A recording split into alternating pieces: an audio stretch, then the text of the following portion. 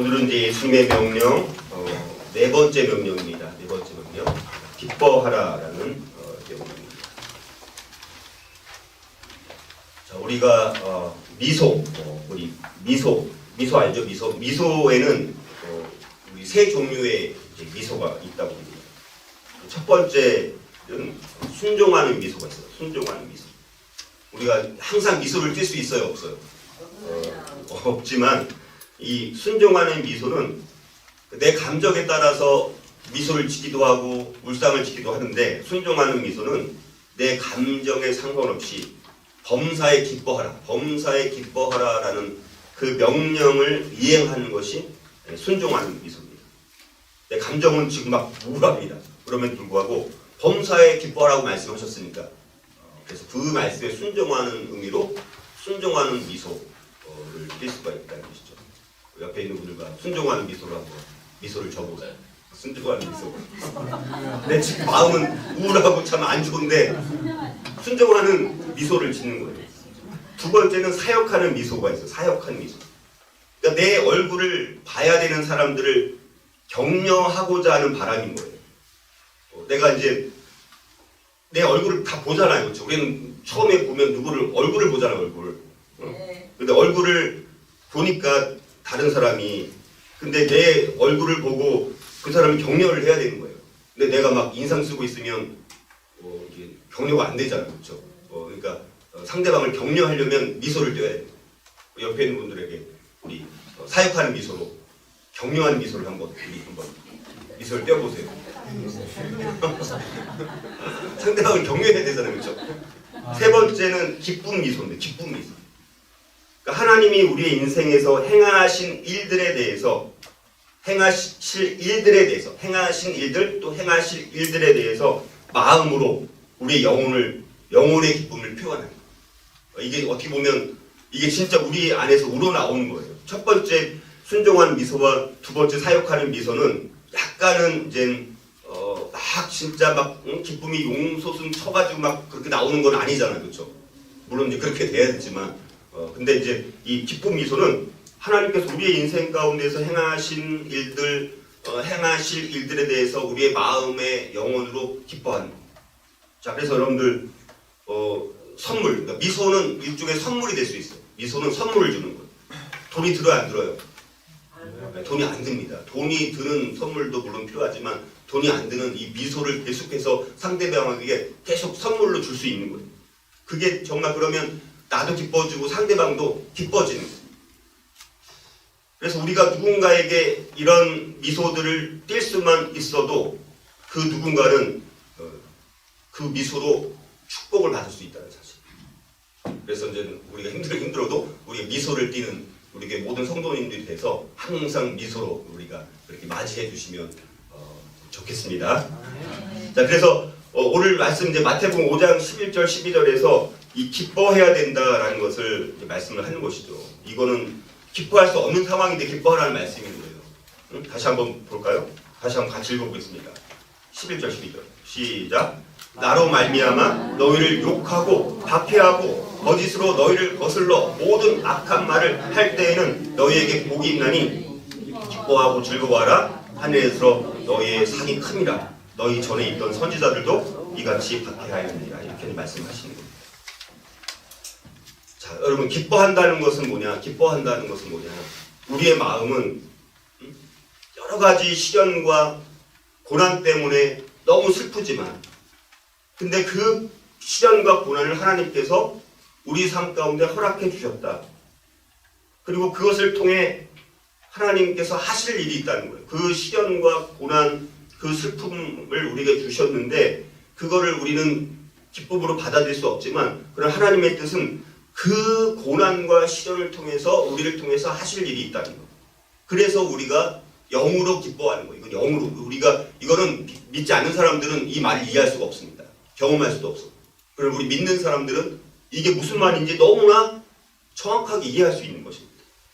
그래서 기뻐한다는 것은 우리가 하나님과 교제하면서 우리가 주변 사람들과 화목하게 지낼 때 하나님께서 우리 삶에 벌어지는 모든 일들을 주관하신다는 사실, 그걸 우리가 믿는 것이고, 또 그래서 우리의 미래에 받게 될 보상이 가로막히는 일이 없도록 하나님께서 해주신다는 것을 확신하는 게 기뻐한다는 것입니다.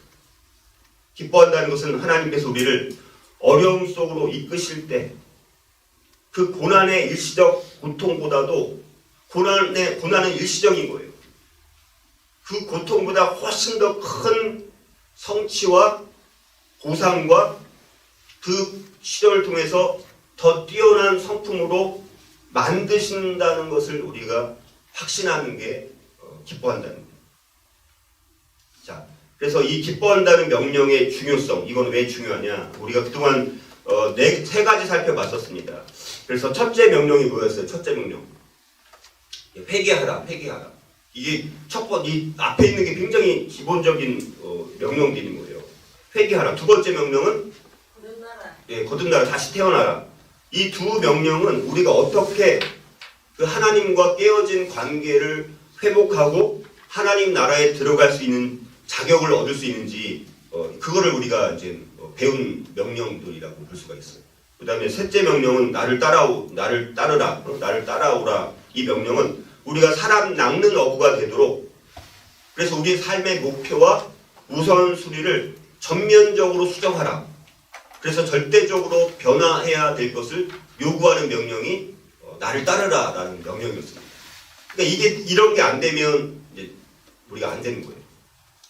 그리고 이 넷째 명령, 기뻐하라는 명령은 사람들의 마음이 우리의 사랑과 하나님의 진리에 이끌도록 하기 위해서 밝은 빛의 비밀을 드러내는 거예요. 기뻐해야지 사람들이 보면, 우리가 딱 보면 저 사람은 참 어려움이 있는데도 저렇게 미소를 띠고, 아까 말씀드렸던 그런 미소를 띠면서 이렇게 나를 이렇게 반가이 맞이해 줄까? 자, 이런 걸 통해서 사람들이 우리의 사랑, 하나님의 진리에 이끌도록 밝은 빛의 비밀을 드러내는 거를 뭐를 통해서 한다라고요? 기뻐하는 것을. 자, 그래서 우리가 박해와 비난에도 불구하고 기뻐하는 것은 우리의 적대자들을 무장해제시켜주는, 그들을 무력하게 만드는 가장 강력한 방법이라는 것입니다. 우리가 그러니까 우리를 박해하고 우리를 비난하는 사람들과 우리가 이렇게 맞대응하는 것은 어떻게 보면 바람직한 것은 아니다. 그럼에도 불구하고 우리가 이런 여러 가지 미소로, 물론 죄의 잘못은 또 지적을 해주지만, 그러나 사랑으로, 기쁨으로, 미소로 맞이해주고 이렇게 되면 적대자들은 그런 거에 무력화된다. 무장해제할 수 있다. 우리가 힘과 힘으로 무장해제시킬 수 없다는 것입니다. 이게 기쁨이라는 이 성품이, 기뻐하라는 명령은 그래서 참 엄청 중요한 것입니다. 근데 여기 보면 우리가 박해하고 이제 욕한다, 이 오늘 말씀에 나오는 이 말씀들, 박해와 이런 욕설이 갖고 있는 의미는 뭐냐면, 박해한다는 것은 뭐냐면요, 박해한다는 것은 막 쫓는 거예요. 우리가 박해받는 것은 누군가 우리를 계속 쫓아오는 거예요. 그래서 퓨마 있죠, 퓨마, 엄청 빠른 동물, 퓨마. 박해하는 사람은 마치 퓨마가 자기의 먹이를 하나를 딱 찝어요. 다 뭐 10마리 있으면 10마리를 다 목표로 타겟으로 잡는 게 아니라, 딱 보면 약한 놈 있잖아요. 약한 이제 짐승, 이제 말이라든가 얼룩말 이렇게 보면 딱 약한 거를 딱 이제 지목해갖고 선택합니다. 그래서 그것을 먹잇감을 이제 완전히 쫓아가지고 잡아 죽이는데 모든 시간과 모든 것을 다 쏟아붓는 거. 이 박해하는 사람은 그렇게 박해하는 거예요. 박해가 그러니까 쉬운 거 어려운 거예요. 박해받는 사람은. 그래서 어려운 거죠. 너무 고통스러운 거죠. 자, 그리고 이 욕한다라는 단어, 여기 이제 나로 말미암아 너희를 욕한다라는 말은 비방한다라는 거. 명예를 막 훼손하는. 우리를 비방하고 우리 명예를 훼손시킬 때 우리가 굉장히 그때 어떻게 됩니까? 기분이 진짜 나쁘잖아요. 그런 행위는 우리 불신과 잔혹한 비판들이 막 함께 따라오게 됩니다. 그래서 다윗은 자기를 박해하는 사람들이 이렇게 말합니다. 시편 35편 19절 21절에 보면, 부당하게 나의 원수된 자가 나로 말미암아 기뻐하지 못하게 하시며 까닭 없이 나를 미워하는 자들이 서로 눈짓하지 못하게 하소서. 또 그들이 나를 향하여 입을 크게 벌리고 하하 우리가 목격하였다 하나이다. 이렇게 우리가 핍박받는 거, 비방받는 거, 욕설을 받는 거는 참 힘든 것입니다. 그럼 여러분들 예수님의 이제 제자들, 예수님을 따르는 사람들을 박해하는 사람들은 누군가? 우리를 박해하는 사람들은 누구냐? 예수님께서는 어둠에 살고 있는 사람들, 어둠에 살고 있는 사람들은 그들의 사악한 죄악으로 인해서 빛을 좋아해요, 싫어해요? 빛을 싫어합니다. 빛을 싫어. 그래서 어둠에 살고 있는 사람들은 그들의 행위가 드러나거나 또 그들이 비난받는 것을 원치 않기 때문에 오히려 세상에 비친 예수님을 따르는 사람들을 미워하게 된다는 거예요. 빛을 따르는 사람들이니까 우리 그리스도인들은. 근데 자기들은 어둠이니까 빛을 따르는 사람들을 이제 미워하게 되어 있는 거예요. 이게 정상인 거예요. 자, 안타깝게도 예수님을 따르는 제자들을 박해하는 이 박해자들은 세속적인 세상뿐만 아니라 문제는 종교 공동체에도 있다는 거예요. 교회 공동체도 있다는 것입니다. 문제는. 예레미야가 진실을 말하고 하나님의 거룩하심과 공의로움을 선포했을 때 예레미야를 박해했던 사람들은 이방 사람들이 예레미야를 박해했습니까? 종교 지도자들이 예레미야를 박해했습니다. 문제는. 예레미야 26장 8절을 보면 예레미야가 여호와께서 명령하신 말씀을 모든 백성에게 전하기를 마침에 제사장들과 선지자들과 모든 백성이 그를 붙잡고 이르되 내가 반드시 죽어야 하리라 이렇게 말씀했다는 것입니다. 그러니까 이게 문제는 불신자들만이 아니라 교회 공동체 안에서도 우리가 이 신앙이 제대로 되지 않으면 이런 박해들이 교회 공동체 안에서도 얼마든지 일어날 수 있다는 것입니다. 자, 마찬가지로 예수님을 욕하고 박해했던 사람들도 대부분 종교 지도자들이었다는 것입니다. 자, 그들은 예수님의 말씀을 듣지 않았고요. 예수님을 불명예스럽게 할 만한 그런 것들을 막 찾아내는데 혈안이 막 넘쳤던 것을 보게 됩니다. 그들의 목표는 뭡니까? 예수님을 심지어 죽이는 것입니다. 자, 예수님께서 예수님의 제자들에게 그 다가올 박해를 위해서 미리 제자들을 그래서 예수님도 준비시켜 주십니다.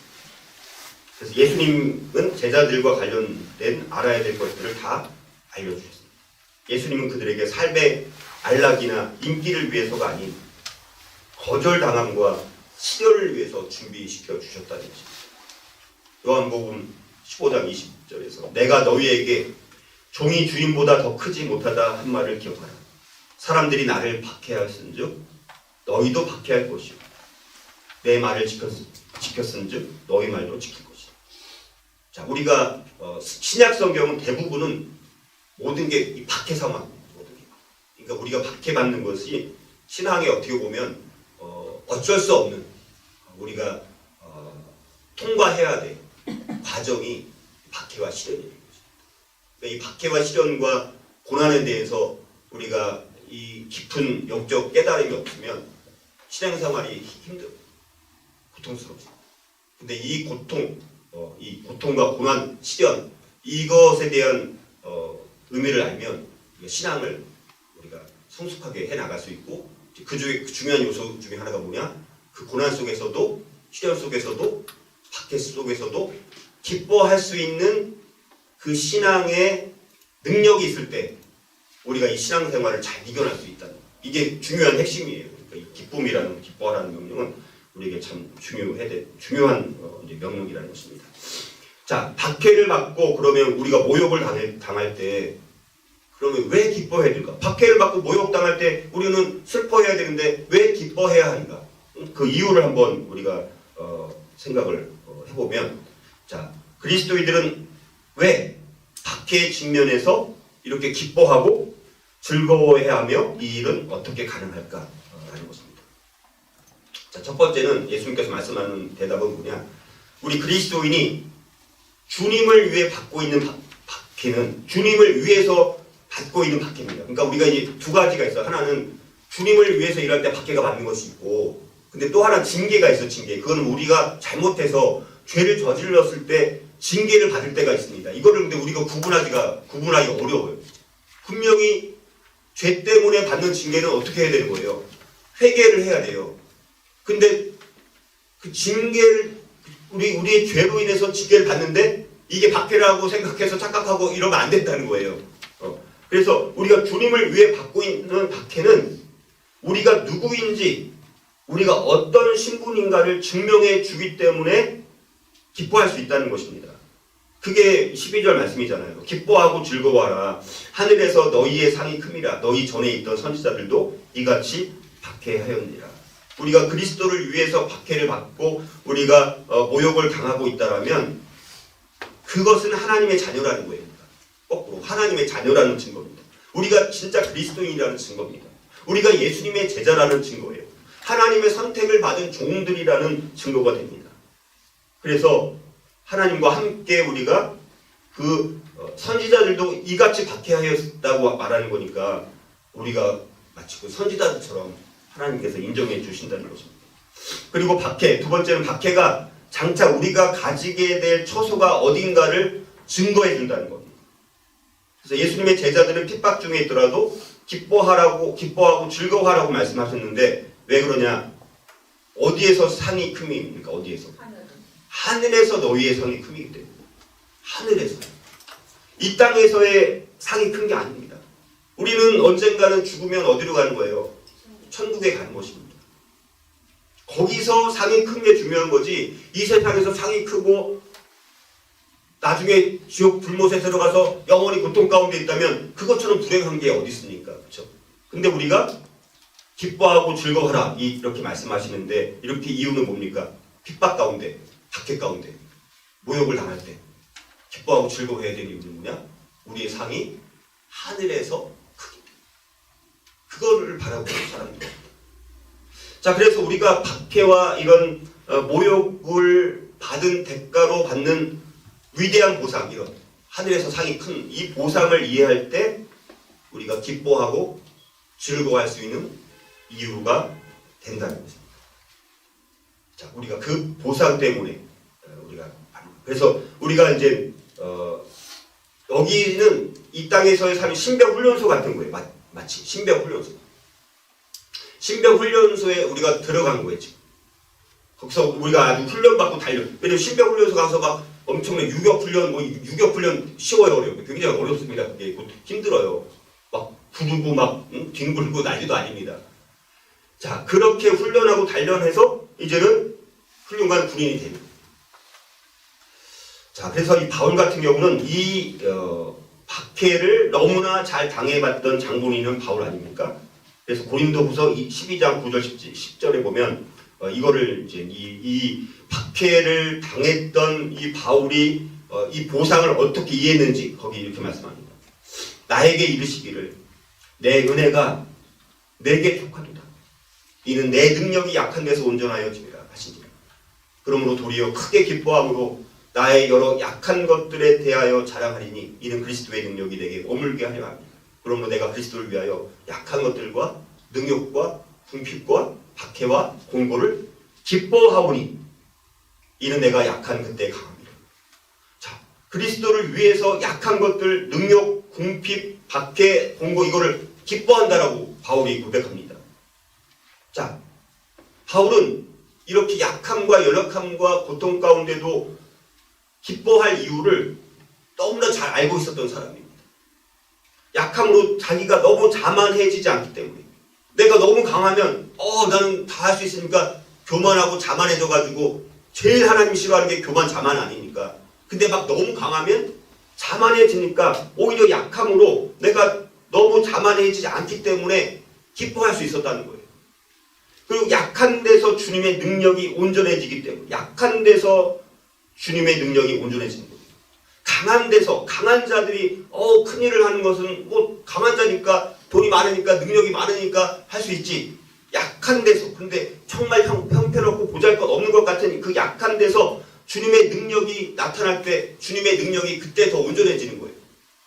약한 바로 그때 또 우리가 강해지기 때문에 우리가 약한 바로 그때 강해진다라고 사도 바울은 이걸 너무나 잘 인식했던 사람입니다. 자, 이래서 우리가 이렇게 기뻐해야 될 이유를 한번 찾아봤고 그러면 우리가 박해와 이 모욕의 이런 시험에 우리가 어떻게 통과해야 되는가, 어떻게 이걸 이겨낼 수 있는가, 이거를 5단계로 한번 살펴볼 수가 있습니다. 5단계. 우리의 삶에서 받는 박해와 모욕을 하나님의 능력으로 우리가 전환하기 위해서 밟아야 될 5단계가 있다는 것입니다. 첫 번째는요, 박해와 모욕으로 인해서 오히려 하나님께 먼저 감사해야 됩니다. 첫 번째, 감사해야 됩니다. 첫 번째는 감사해야 됩니다. 자, 박해와 모욕의 시험을 통과하려는 방법은 뭐냐? 비결은 뭐냐? 감사하는 것입니다. 성경은 모든 일에 감사하는 것을 최우선으로 삼습니다. 감사. 그래서 바울은 데살로니가전서 5장 18절에서 범사에 감사. 범사에 감사. 이것이 그리스도 예수 안에서 너희를 향하신 하나님의 뜻이니라. 이것이 너희를 향하신 하나님의 뜻이라고 말씀하고 있습니다. 자, 그런데 우리가 박해를 포함해서 모든 일에 하나님께 감사드리지 못하면 우리 안에는 감사가 나오지 않으면 뭐가 쌓입니까? 원망과 울분이 쌓여서 낙심하기 쉬운 겁니다. 자, 이런 태도는 우리를 박해하는 자들의 오히려 승리를 허락하는 것이 되고요. 우리가 모든 일에 감사하지 못할 때 그래서 원망과 울분이 쌓여갖고 막 낙심하고 좌절하고 실망하고 막 그렇게 우리가 막 그렇게 빠져 있을 때 박해자들이 승리하는 거예요. 그리고 우리로 하여금 감사하도록 하신 하나님의 뜻을 잃어버리게 되는 것입니다. 그래서 우리가 불평을 늘어놓는 것이 아니라 하나님께 감사하기 위해서 의지적으로 우리가 이거를 이제 감사하려고 하는 건 의지로 갖고 자꾸 해요. 자동적으로 불러도 되면 좋겠지만 의지를 가지고. 그래서 하나님께 감사드림으로 우리가 하나님께 순종하고 우리 자신의 감정을 오히려 희생시켜야 될 의무가 우리들에게 있다는 것입니다. 그래서 히브리서 13장 15절에 그러므로 우리는 예수로 말미암아 항상 찬송의 제사를 하나님께 드리자. 이는 그 이름을 증언하는 입술의 열매니라. 이렇게 말씀하고 있습니다. 자, 그래서 우리가 그러면 하나님께 감사해야 되는 이유가 성경에 한 3가지로 나오는데 우리 감사해야 되는 이유는 뭐냐면 첫 번째는요. 모든 일은 하나님의 주권적인 손에서 비롯된다. 모든 일은 내가 겪고 있는 일들 하나님의 다 주권적인 손에서 비롯된다는 것입니다. 그냥 일어나는 일이 없습니다. 그것이 좋든 좋은 일이든 나쁜 일이든 하나님이 이 세상을 통치하시죠. 그렇죠? 하나님은 역사의 주인이십니다. 그 어떤 것도 하나님의 허락 없이 일어나는 것은 없다는 것입니다. 하나님의 주권자가 되시고 만왕의 왕 되시고 통치자가 되시기 때문에 욥 같은 경우가 이거를 잘 경험했던 사람이죠. 그래서 욥은 심지어 모든 것을 이룬 후에도 하나님을 경배합니다. 욥기 1장 21절에 내가 모태에서 알몸으로 나왔사온즉 또한 알몸이 그리로 돌아가올지라 주신 이도 여호와시요 거두신 이도 여호와시오 여호와 이름이 찬송을 받으시리이다. 욥은 그 가족을 향한 욥 자신과 가족을 향한 사탄의 파괴적인 행위, 자녀를 잃게 만들고 재산을 잃게 만든 그럼에도 불구하고 하나님에 대해서 주신 이도 여호와시요 거두신 이도 여호와이시니 여호와의 이름이 찬송을 받으실지도 이렇게 고백을 하고 있었다는 것입니다. 실제 보면 사탄은 욥의 가축대를 다 죽입니다. 종들을 또 죽입니다. 10명의 자녀들을 다 죽여요. 자, 그런데 우리가 여기서 기억해야 될 것은 사탄이 이러한 일들을 벌이기 전에 사탄은 하나님으로부터 허락을 받아야 됐다는 사실입니다. 그리고 사탄은 욥의 몸을 괴롭힐 수 있는 그 이상의 허락을 받아냈고 욥의 아내조차도 하나님을 저주하고 죽으라고 막 재촉하게 됩니다. 그런데 욥의 대답은 뭡니까? 욥기 2장 10절에 보면 우리가 하나님께 복을 받았은즉 화도 받지 아니하겠느냐 이렇게 고백을 합니다. 자, 그래서 하나님께서 이런 욥의 반응에 정말 기뻐하시고 엄청난 고난과 시련을 다 겪고 난 다음에 욥에게 오히려 갑절에 복을 내려주셨다라고 말씀합니다. 그래서 엄청나게 오히려 말년에 엄청난 복을 누리게 됐습니다. 자, 바울에게도 육체의 가시가 있었죠. 이걸 바울은 사탄의 사자라고 말합니다. 그것을 위해서 기도했어요. 근데 하나님께서는 바울의 유익을 위해서 그 사탄의 사자 육체의 가시를 허락했다라고 말씀하셨다는 것입니다. 바울은 그래서 자신을 괴롭혔던 사탄의 사자에 대해서 이렇게 고린도후서 12장 7절 9절 보면 너무 자만하지 않게 하여 내 능력이 약한 데서 온전하여짐이라 이렇게 이제 고백을 했다는 것입니다. 그러니까 우리가 겪고 있는 모든 일은 다 누구의 손에서 비롯됐다고요? 하나님의 주권적인 손에서 비롯됐으니까 그럼에도 불구하고 우리가 감사하고 기뻐해야 된다는 것입니다. 또 그 모든 일들, 우리 안에서 일어나고 있는 모든 일은 다 우리의 뭐를 위한 것이냐면요. 선을 위한 것, 유익을 위한 것. 모든 일은 우리의 선을 위한 것이다. 우리가 감사해야 되는 이유는 뭐냐? 모든 일은 우리의 선을 위한 것이다. 그래서 로마서 8장 28절 우리에게 주신 약속이 뭡니까? 우리가 알거니와 하나님을 사랑하는 자 곧 그의 뜻대로 부르심을 입은 자들에게는 모든 것이 합력하여 선을 이룬다. 모든 것이 합력해서 선을 이룬다라고 말씀을 하고 계신다는 것입니다. 모든 일은 우리의 선을 위한 것이다. 그래서 예레미야서 29장 11절에 보면 여호와의 말씀이니라 너희를 향한 나의 생각을 내가 아느니 평안이요 재앙이 아니라 너희에게 미래와 희망을 주는 것이니라 이렇게 말씀을 하고 있습니다. 자, 그래서 우리가 박해와 이 모욕을 당하는 것도 마찬가지로 이유가 있다는 것입니다. 그건 우리 그걸 통해서 우리가 유익해주고 또 서로를 위해서 그렇게 하신다는 것입니다. 또 세 번째는 모든 일은 우리의 인격을 다져주게 됩니다. 로마서 8장 29절 하나님이 미리 하신 자들을 또한 그 아들의 형상을 본받게 하기 위하여 미리 정하셨노니 이는 그로 많은 형제 중에서 맏아들이 되게 하려 하십니다. 그 아들의 형상을 본받게 하기 위해서 시험과 환난, 우리가 시험과 환난을 받으면 인격이 성품이 거기서 이제 다듬어지는 거예요. 그렇게 하나님께서 설계하신 거예요. 그래서 정말 더 큰 하나님 앞에 쓰임받는 자들은 고난과 고난을 받게 됩니다. 그거를 잘 통과해야 되죠. 자꾸 단련돼야 되는 거죠. 그러면 이제 그릇이 더 커지고 하나님 앞에 더 쓰임받게 되어지고 그런 사람들은 이제 인격이 커지는 거예요. 그래서 이제 내가 인격이 이제 큰 그릇이 되면 누가 이제 뭐라고 해도 이제는 거기 흔들려요, 안 흔들려요? 안 흔들려요. 근데 이 인격이 안 되면 작은 거 하나에도 막 이제 완전 성질 내고 화를 내고 막 불을 내고 난리 나는 거죠. 여러분들 자기를 보면 이거 알 수 있습니다. 이런 것들을.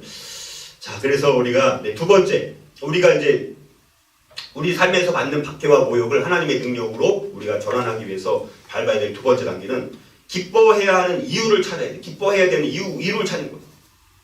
비록 박해와 모욕이 우리의 마음을 슬프게 할지라도 우리의 영은 여전히 기뻐할 수 있다는 거예요. 영적인 이 원리. 자, 그렇게 하려면 우리가 겪는 어떤 시련이라도 압도할 수 있는 유익을 찾아야 된다는 거예요. 바울은 그런 기술을 확실히 배워서 알고 있었던 사람이 사도 바울입니다. 그래서 로마서 8장 18절에 보면 생각하건대 현재의 고난은 장차 우리에게 나타날 영광과 비교할 수 없도다. 생각해 봐라. 현재 지금 너희들이 받는 고난 장차 우리에게 나타날 영광과 비교해 보면 그거는 비교조차 할 수 없는 영광이다. 고난 가운데는 그렇게 기뻐해야 될 여러 이유들이 있다는 것입니다. 베드로전서 4장 14절에 보면 베드로도 너희가 그리스도의 이름으로 시욕을 당하면 너희가 그리스도의 이름으로 시욕을 당하면 복 있는 자로다. 영광의 영 곧 하나님의 영이 너희 위에 계심이라 이렇게 말씀하고 있습니다. 우리가 기뻐해야 되는 그 이유를 찾을 수 있는 그런 많은 말씀들이 있다는 것입니다. 자, 그리고 세 번째, 우리 삶에서 받는 박해와 모욕을 하나님의 능력으로 전환하기 위해서 밟아야 될 세 번째 단계는 관련된 레마 말씀을 찾아야 돼요. 레마 말씀. 우리가 레마라고 들어봤죠. 레마. 자, 우리는 시련을 당할 때 하나님의 능력과 역사심을 믿을 수 있어야지만 기뻐할 수 있다는 것입니다. 시련을 당할 때 하나님의 능력이 없네. 오히려 하나님의 능력이 없네. 하나님은 역사하심이 없구나. 그러니까 내가 시련을 당하지. 이렇게 우리가 생각하기 쉽거든요. 우리가 너무 이제 힘들고 참 어렵고 답답하고 모든 일이 안 풀리고 모든 게 막 꼬이는 것 같고 할 때 이제 하나님은 나에게 능력을 베푸시지 않고 역사하지 않네. 그런 게 아니라 우리가 시련을 당할 때 우리가 정말 하나님의 능력과 역사하심을 우리가 그래서 믿음, 그것도 믿음입니다. 그래야지 기뻐할 수 있다는 것입니다. 그래서 이런 믿음은 성경의 특정 구절들을 우리의 생각과 우리의 의지와 감정에 접붙여야 생기는 거예요. 이런 믿음. 그러니까 내가 실을 당하고 고난을 당할 때 하나님의 능력과 역사하심을 믿는 이 믿음은 성경의 아주 특정한 구절, 본인한테 개인적으로 특정한 구절들이 우리의 생각과 의지와 감정에 이렇게 접붙여져야 생긴다는 거예요. 자, 그런 말씀은 성경에서 우리에게 주는 특별한 말씀. 그래서 그 사람 개인에게 적용되도록 성령님께서 주신 하나님의 말씀. 그게 이제 보통 레마라고 하는 거예요. 물론 이제 레마랑 로고스랑 완전히 구별할 수는 없지만 우리가 조금 그래도 굳이 구별을 한다면 이 레마라는 것은 나에게 특별히 성령님께서 주시고 나에게만 특별히 적용시켜 주신 나에게만 특별히 적용된 말씀들이 있는 거예요. 그게 우리가 말씀 묵상하든지 아니면 성경 암송을 하든지 그게 로마서 10장 17절에 그러므로 믿음은 들음에서 나며 들음은 그리스도의 말씀으로 말미암았느니라. 거기 말씀이 레마라고 이제 되어 있어요.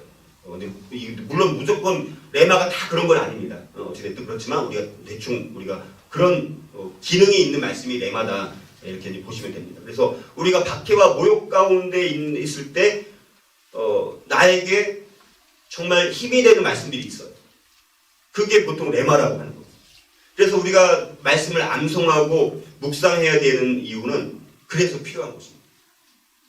그래서 우리가 홈스쿨링이 참 좋은 게 어렸을 때부터 우리 성경 암송 엄청 지금 막 하잖아요. 그래서 중요한 거예요. 이게 무슨 의미가 몰라도 자꾸 암송하면 이제 나중에 그래서 암송만 하면 안 돼요. 사실은 묵상을 해야 돼요. 그래서 소가 되새김질 하는 것처럼 계속 곱씹어서 그 의미가 왜냐하면 말씀 하나는요 그 안에 무궁무진한 그 해석과 뜻이 적용과 묵상의 그 풍성함이 그 안에 부유하게 담겨져 있는 게 말씀이거든요.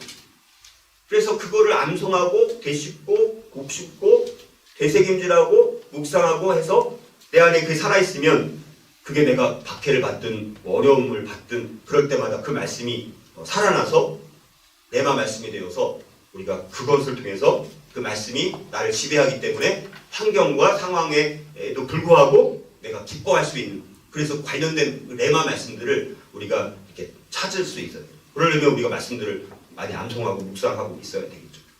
자, 그래서 이제 박해를 받는 중에 특별히 이 레마 말씀을 찾는 이제 중요한 방법 중에 하나는 시편을 많이 읽는 것도 시편이 참 이런 이 박해 가운데 이렇게 힘을 주는 말씀들이 굉장히 많거든요. 그래서 여기 시편 다윗 같은 경우 보면 나를 핍박하는 자들과 나의 대적들이 많으나 나는 주의 증거들에서 떠나지 아니하였나이다. 시편 119편 157절에 보면 또 시편 27편 12편 12절 내 생명을 내 대적에게 맡기지 마소서. 위증자와 악을 토하는 자가 일어나 나를 치려함입니다. 시편 74편 10편 하나님이여 대적이 언제까지 배방하겠으며 원수가 주의 이름을 영원히 등용하리까. 자, 이런 말씀들 우리가 해서 이런 레마 말씀들을 우리가 찾아야 되고요. 그다음에 네 번째 우리가 이제 이런 우리 삶에서 받는 박해와 모욕을 하나님의 능력으로 전환하기 위해서 밟아야 될 네 번째 단계는 필요할 때는 우리가 부르짖어야 되는 거예요. 부르짖어요. 박해와 모욕이 어떨 때는 우리가 그럼에도 불구하고 우리가 기뻐하고 이런 감사할 수 있으면 좋겠지만 어떨 때는 그게 잘 안 될 때도 있잖아요. 그렇죠? 그럴 때는 어떻게 하라는 거예요? 부르짖으라. 부르짖을 것을 말씀합니다. 자, 그래서 이제 그리고 때로는 피해야 될 때도 물론 있어요. 때로는. 자, 여기 보면 마태복음 10장 23절에 보면 이 동네에서 너희를 받게 하거든 저 동네로 피하라. 때로는 그러니까 이제 일단 피해야 될 때도 있어요. 그런 환경에서 그냥 우리가 피해야 될 때도 있고. 자, 그리고 이제 유대 지도자들이 바울이 개종하자마자 바울을 막 박해했을 때 바울의 친구들이 바구니에 바울을 넣어서 성벽 아래로 내려주면서 피신할 수 있도록 사도행전 9장 보면 그런 내용들이 나옵니다. 자, 그래서 우리가 그런데 도망칠 수 있는 상황에는 도망치라는 거예요. 그 환경에서 피할 수 있으면 피하라는 거예요. 그런데 우리가 피할 수 없는 환경에 처해졌을 때 이제 피할 수 없는 거예요. 피해야 할 수 있으면 그것도 좋은 환경이에요. 그나마.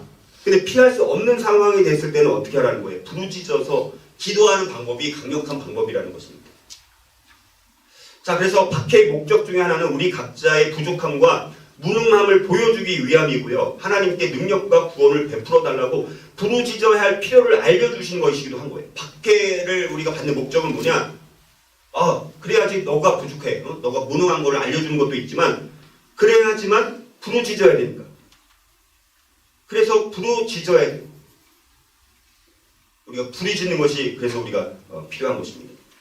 그래서 우리의 약함과 우리가 주님께 의존한다라는 것을 표현하는 최선의 방법이 뭐냐? 하나님께 부르짖는 것입니다.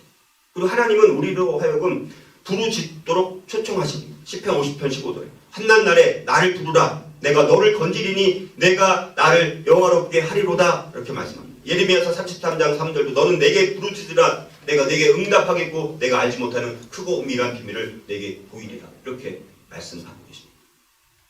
자, 마지막으로 우리 삶에서 받는 박해와 모욕을 하나님의 능력으로 전환하기 위해서 우리가 밟아야 될 다섯 번째 단계는 선으로 악을 이겨야 합니다. 선으로 악을 이겨야 합니다. 박해자들을 이길 수 있는 궁극적인 승리는 그리스도의 사랑을 마음을 다해서 전심전력으로 보여주는 것입니다. 나를 박해하지만 나를 핍박하는 사람이지만 그럼에도 불구하고 우리가 그리스도의 사랑을 마음을 다해서 전심전력을 다해서 보여줄 때 그때 그나마 가능하다는 거죠. 그래서 예수님께서 마태복음 5장 44절 46절에 보면 나는 너희에게 이르노니 너희 원수를 사랑하며 너희를 박해하는 자를 위하여 기도하라. 이같이 한즉 하늘에 계신 너희 아버지의 아들이 되리니 이는 하나님이 그 해를 악인과 선인에게 비추시며 비를 의로운 자와 불의한 자에게 내려주십니다. 너희가 너희를 사랑하는 자를 사랑하면 무슨 상이 있으리요? 세리도 이같이 아니하느냐. 이렇게 말씀합니다. 우리를 박해하는 자들을 사랑할 때 우리가 그들을 이길 수 있다는 것입니다. 사랑은 미움보다 훨씬 더 강력하다는 것입니다. 그래서 바울 우리 말하기를 뭡니까? 로마서 12장 21절에 악에게 지지 말고 선으로 악을 이기라. 악으로 악을 이기는 것이 아니라 선으로 악을 이기는 것이 가장 강력한 우리의 무기가 된다는 것입니다. 우리를 다른 사람이 미워하고 핍박할 때 우리는 그럼에도 불구하고 물론 죄를 책망하기는 하지만 그들을 축복을 해줘야 된다는 것입니다. 자, 그렇게 할 때 우리가 하나님을 증거하고 예수님을 증거하고 그럴 때 우리의 영혼에 기쁨을 주십니다. 물론 어렵지만 자, 이런 선으로 악을 이겨야 될 것을 말씀을 합니다. 자, 그러면 이 기뻐하라는 이 명령은 그리스도를 어떻게 드러내는가라는 것입니다. 예수님께서 제자들을 부르실 때 이 세상에 오시기 전에 선택한 그들을 고난과 비난이 있는 길을 따를 것을 부르셨습니다. 예수님께서는 하늘의 부귀영화를 가지고 세상에 오시는 것 대신에 무력한 아기로 태어나셨습니다. 예수님께서는 왕국에서 태어나는 것 대신에 오히려 말구유에서 태어나셨습니다. 예수님께서는 반듯한 그런 도시에서 거주하는 것보다는 촌동네, 나사렛, 저기 촌동네, 거기서 사셨습니다. 나사렛에서 무슨 선한 것이 나중에 사람들이 막 이렇게 하는 그런 동네에서 사셨다는 것이죠. 예수님께서는 지위가 높으신 아버지 스라에서 성장하실 수 있었지만 가난한 목수의 아버지 밑에서 자기도 생계를 돕는 일로 청소년 거의 30살 때까지 그렇게 살았습니다. 예수님께서는 명문 학교에서 활동할 수 있었지만 오히려 이 도시 저 도시를 전전하셨던 분이셨습니다. 예수님께서는 최소한 집 하나를 충분히 소유하고도 남았지만 어디에도 그가 머리 둘 곳조차 없었다고 말씀하십니다. 예수님께서는 십자가에서 구해줄 수 있는 수많은 천사들을 부를 수 있었지만 그럼에도 그 대신에 심한 굴욕감과 극심한 죽음의 고통을 예수님께서는 선택하셨습니다. 자, 예수님처럼 박해와 핍박과 고통과 고난을 받은 분이 과연 계실까요? 상대적으로죠. 우리는 그냥 보통 사람이지만 예수님은 하나님이신 분이에요.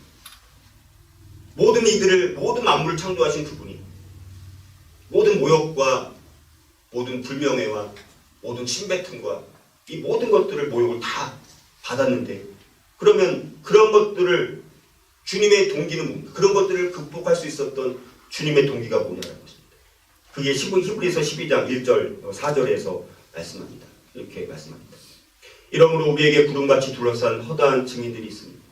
모든 무거운 것과 얽매이기 쉬운 죄를 벗어버리고 인내로서 우리 앞에 당한 경주를 하며 믿음의 주요 또한 온전하게 하시는 이인 예수를 바라보자. 그는 그 앞에 있는 기쁨을 위하여 십자가를 참으사 부끄러움을 개의치 아니하시더니 하나님 보좌 우편에 앉으셨느니라. 너희가 피곤하여 낙심하지 않기 위하여 죄인들이 이같이 자기에게 거역한 일을 참으신 일을 생각하라. 너희가 죄와 싸우되 아직 피 흘리기까지는 대항하지 아니하라. 예수님의 동기는 다 모든 것들, 모든 영광과 이 모든 것 다 내려놓고 십자가를 지시기 위해서 모든 것들, 그러니까 아무리 하나님이신 예수님이 욕받고 침뱉음을 당하고 무시당하고 모욕당하고 했을지라도 그런 부끄러움을 개의치 아니하고, 그래서 그걸 다 극복하고 나중에 하나님 보좌 우편에 앉으셨느니라 이렇게 말씀하고 있습니다. 자, 그래서 우리가 이 기뻐하라는 것을 통해서 우리가 그런 그리스도를 우리가 드러낼 수 있다는 것입니다. 자, 오늘 이제 결론을 맺으면서 여러분들 저를 따라서 이제 아멘으로 답해 주시면 우리 함께 하나님 앞에 이런 고난과 핍박에 불구하고 기뻐하기로 다짐합니다. 이런 선언을 우리 하나님 앞에 같이 했으면 좋겠습니다. 제가 이렇게 고백하면 여러분들도 아멘으로 같이 그 다짐을 함께 해주시면 좋겠습니다. 나는 나의 박해자가 누구인지 알고 그들을 위해 매일 기도하겠습니다. 아멘. 나는 내가 억울하게 비난받고 또 하나님 받고 허락하신 하나님의 목적을 감사하겠습니다. 아멘. 나는 박해를 당하는 중에도 기뻐할 수 있는 그 이유를 찾겠습니다. 아멘. 나는 힘을 얻기 위해서 특별한 성경 구절, 그 레마 말씀을 찾겠습니다. 아멘. 나는 문제에서 구출해달라고 하나님께 부르짖겠습니다. 아멘. 나는 선으로 악을 이기기로 결심합니다. 아멘. 나는 모욕을 당해도 그리스도를 기쁘게 따를 것을 선택하겠습니다. 아멘. 네, 함께 기도했으면 좋겠습니다.